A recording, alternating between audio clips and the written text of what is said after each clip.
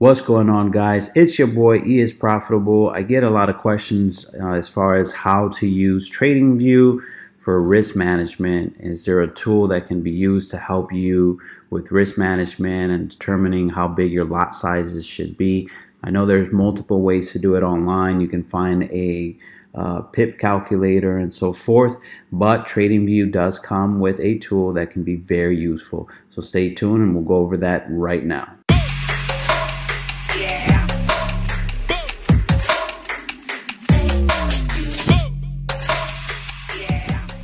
All right, guys, so we're here in TradingView.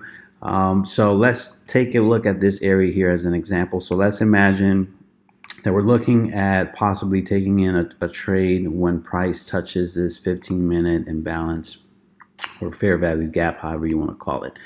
All right, so we'll go down to a lower time frame. We see that price tapped right into that 15-minute imbalance. So let's just imagine that we're going to take that entry off of the reaction from this 5-minute order block, right? Boom. So let's go ahead and mark that real quick. 5-minute order block. All right, so you're going to use the long position tool. This is what it looks like. All right, so this side of the tool is your stop loss side. The longer you move it down, if you notice here in this area, you can see where the quantity of the lot size is going to decrease as your stop loss increases, and the quantity of the lot size increases as your stop loss decreases, right? So the more stop loss you need, the less lot size you're going to be able to use, because this is a set risk tool. All right, so that is how that works. On this side, this is the profit target area. You can notice right here on the left, you see 10 points profit, 13 points profit, 15 points profit, etc. All right, so what you're going to do to align this with your broker is you're going to go ahead and go into settings, and let's take a look at settings. So we're here at settings. The first thing you want to do is you want to input how big your account size is. So let's imagine our account size is 100,000. You're going to change this to 1 lot size, and then you're going to put how much you want to risk, right? So let's say we want to risk $1,000 per trade. So we want to make it so that no matter what our stop loss is, if the stop loss gets hit, you're not going to lose more than $1,000.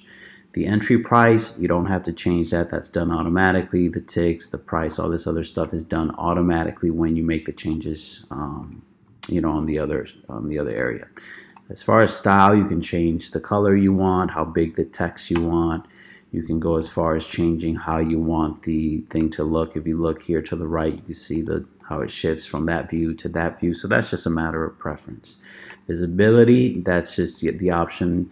If you don't want to see this when you're looking at the monthly chart, you can remove the monthly, the weekly, and the daily, for example. So this would only show up when you're looking at the chart from an hour, you know, let's say 24 hours and down.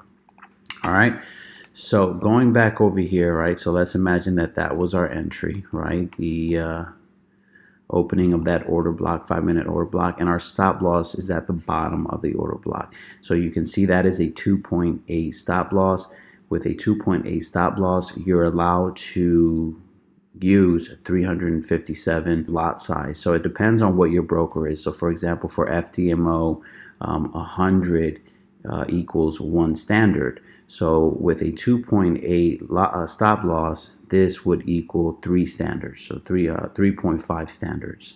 So that would be 357 as far as the way FTMO presents their lot sizes. But your broker might be different. Your broker, 1 standard might not be 100. 1 standard with them might be 10.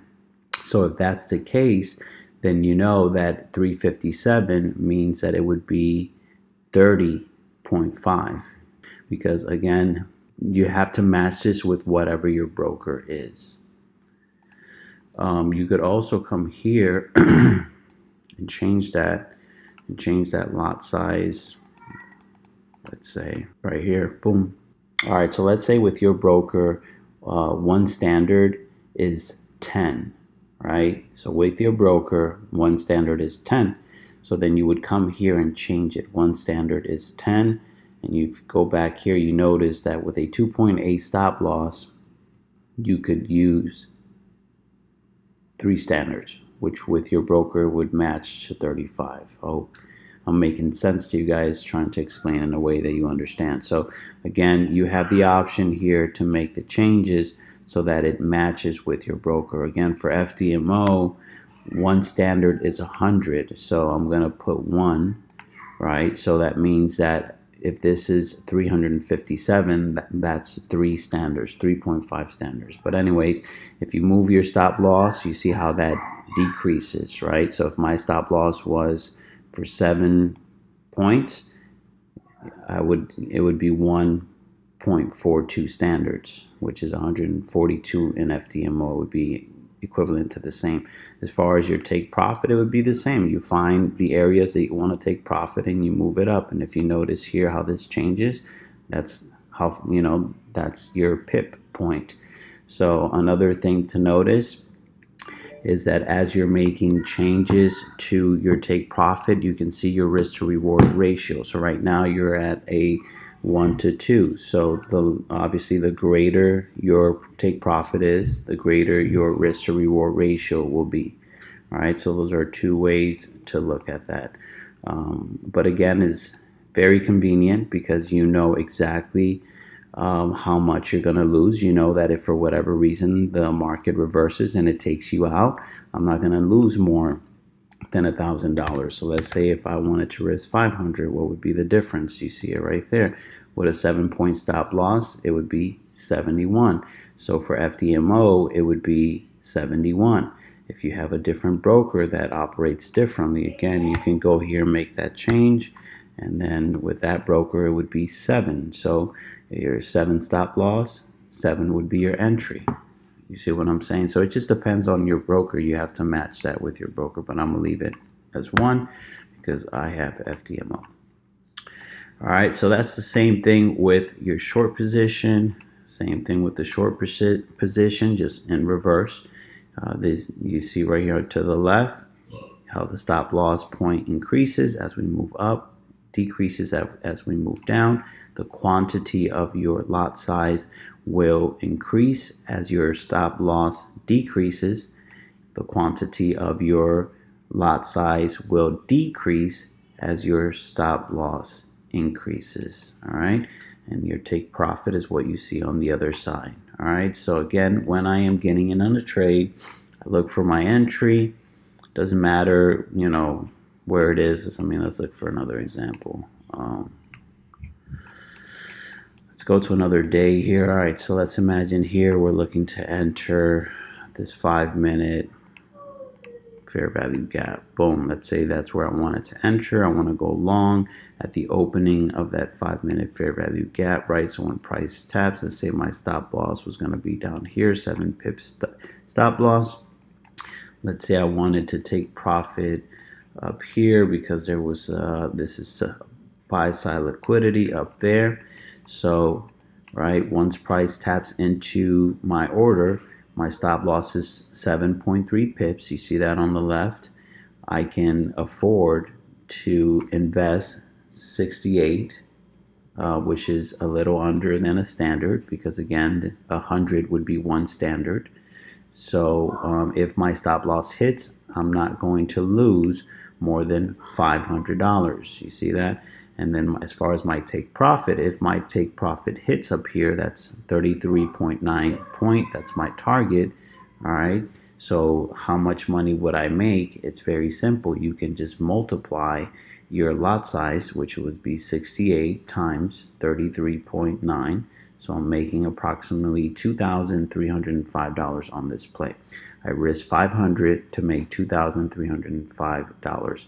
So again, that is a 1:4.64. You see that there, right? You take 500 times 4.64 equals 2,320, which is the same thing as 68, right? Your lot size times 33.9.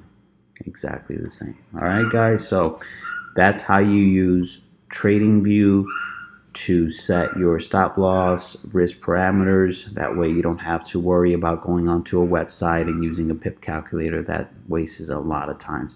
So again, just mess around with the settings, align it to what your account size is.